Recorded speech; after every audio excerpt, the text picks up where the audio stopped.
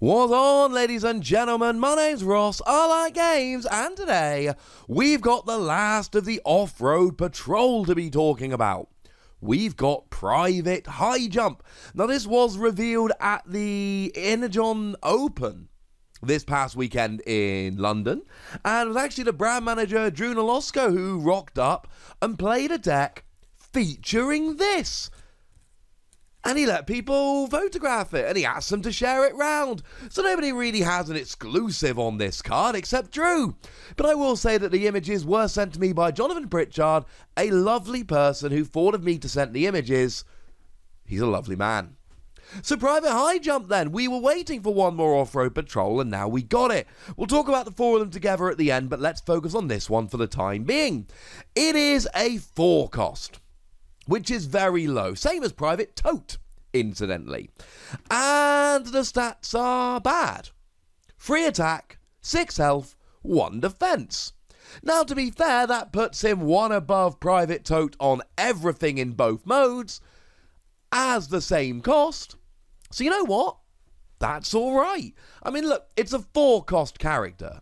But if we expect 4 attack, 12 health, 2 defense, which was the average in wave 1, on an 8-star character, then I think 3-6-1 on a 4-star character, yeah, I'm actually kind of in favour of this, ladies and gentlemen. This is really good. I like it. Colour me impressed. Bad, but better than some of the alternatives, although you should be playing them together. It is a Micromaster. In alt mode, it has stealth while untapped. Like the vast majority of these tiny cards, like all of the other off-road patrol, though Private Powertrain does have an extra skill in alt mode, still has stealth while untapped.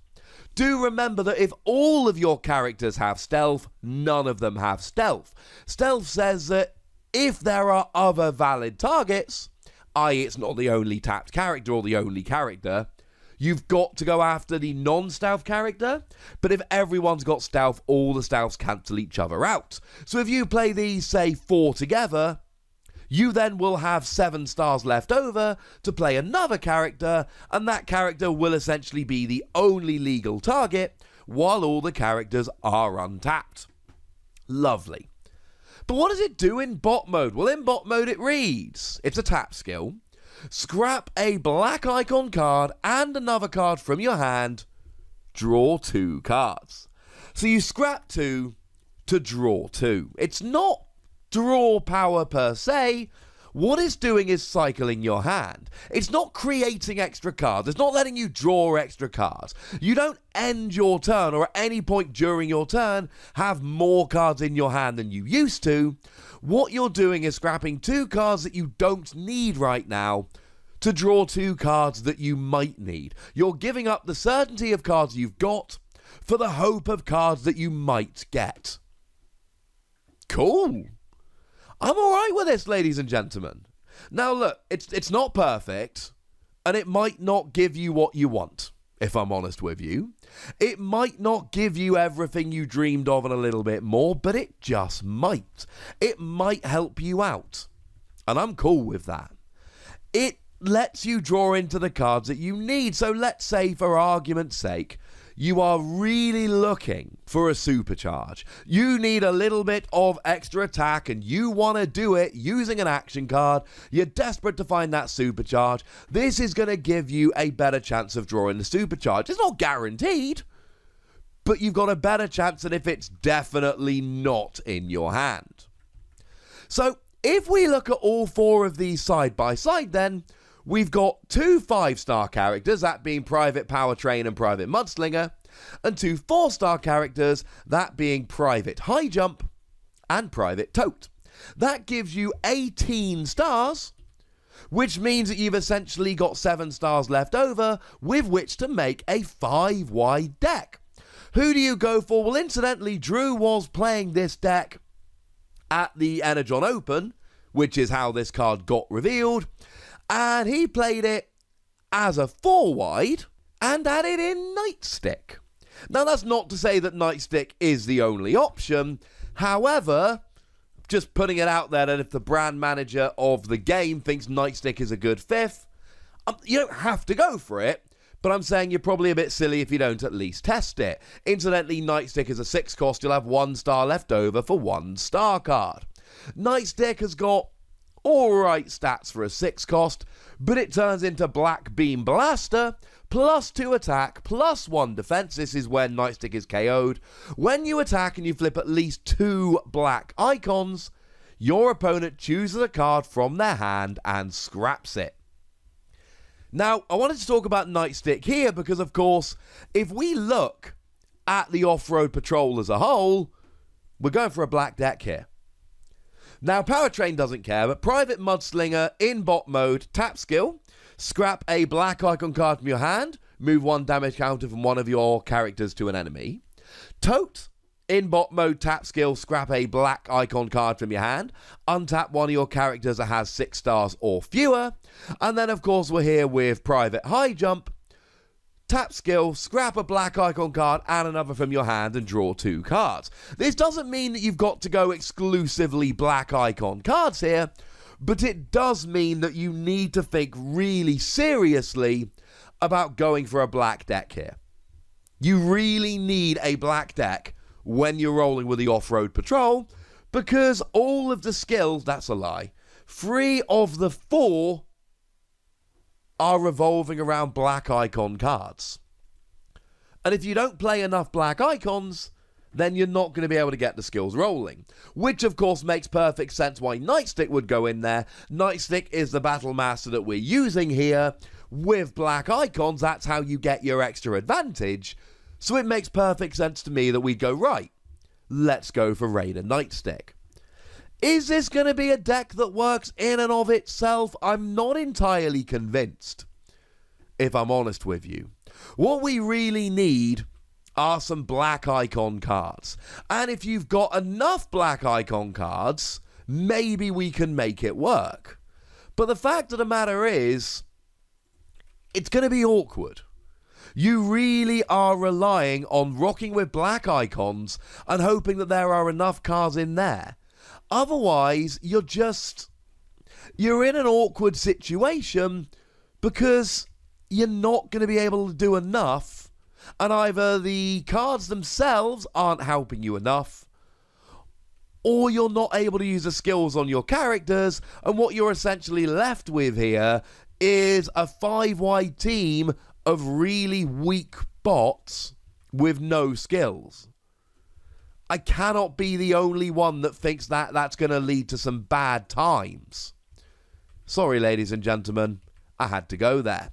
Now, the good news is we do have a double black icon card at the moment. Now, it actually came around in the Soundwave versus Blaster deck. It was Intercept Communications. You can only play it if Soundwave was on your starting team, but you can still include it in your deck for the double black icons. There's no double black icon card other than this. Theoretically, we could get a triple black icon card at some point, and we have seen our first card with 3 icons. It is Fuel Cache, has 1 white, 1 orange, 1 blue. Reveal the top 3 cards of your deck. If they include at least 1 white, 1 orange, 1 blue, put them all in your hand, otherwise scrap them. It is a star card, but really we're looking at single black icons here, and that's a little bit annoying. I mean, Intercept Communications is actually a little bit upsetting here, because not only is it useless other than the icons, but it's also a star card. So what you're essentially doing here is going for a black heavy piercing deck with 5 characters, and you'll get extra attacks because you'll have a wider team than your opponent. Remember, when both teams are tapped out, then the player with remaining characters just attacks with all of them. So you'll probably get some extra attacks, and if you're playing Pierce, maybe you can get enough damage through that it will help. That's the way to play it. Now, we've talked about black icon cards a lot recently. We run into problems with stuff like Dismantle, whereby it is the best we've got in terms of upgrade removal with a black icon, but by the same token, Dismantle only gets rid of a weapon or an armor. It doesn't get rid of a utility. There's plenty of good cards around, though might I suggest not playing HV Electron Breacher, which can only be put onto Decepticons. Although having said that, it does open up Compact Shield, which is an armor that can be put on Autobots only, gives you +1 defense. And it's got the black icon, so at least we've got Compact Shield to help out here. And you've got stuff like Metal Detector, which I like very much indeed, whereby when you attack, you reveal the top card of your deck, and if it's an upgrade, you may play it. We've also got Repurpose, incidentally. Scrap a card from your hand, then draw 2 cards. Repurpose is the battle card on which Highjump skill is actually based, because remember, they're all based upon a particular skill. And then we've got stuff like Calculated Strike, which gives you +2 attack and Pierce 2 and all of that.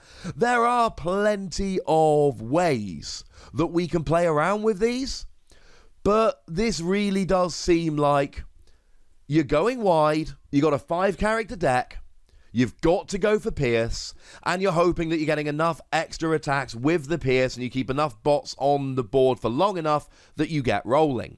I do need to give a shout out to Private Powertrain here as well.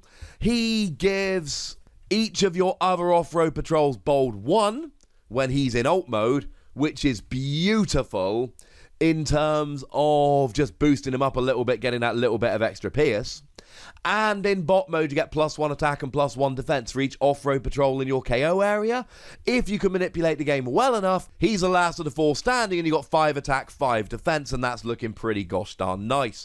I don't know if the off-road patrol is going to make an amazing deck, but I do know that I really want to see it played, and I want it to be good. As a side note here, if you are playing the 4 off-road patrol who all start in ult mode with stealth when they're untapped, and the Battle Master, it basically forces your opponent to go after the Battle Master first, which is a really nice way to guarantee that Battle Master turns into an upgrade quickly, if that's what you're into.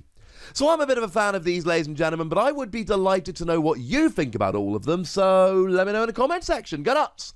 Me nice. And then make sure you like this video, subscribe to this channel, follow me on Twitter at the Wossy, that's where we talk about games like Transformers, and do consider checking out patreon.com/PTCG Radio, where you can support the channel, get some bonus podcasts and all sorts of fun things. But by far the most important thing, as always, look after yourselves till next time. Thank you very much for watching. My name's Ross, and you've been watching Wossy Plays.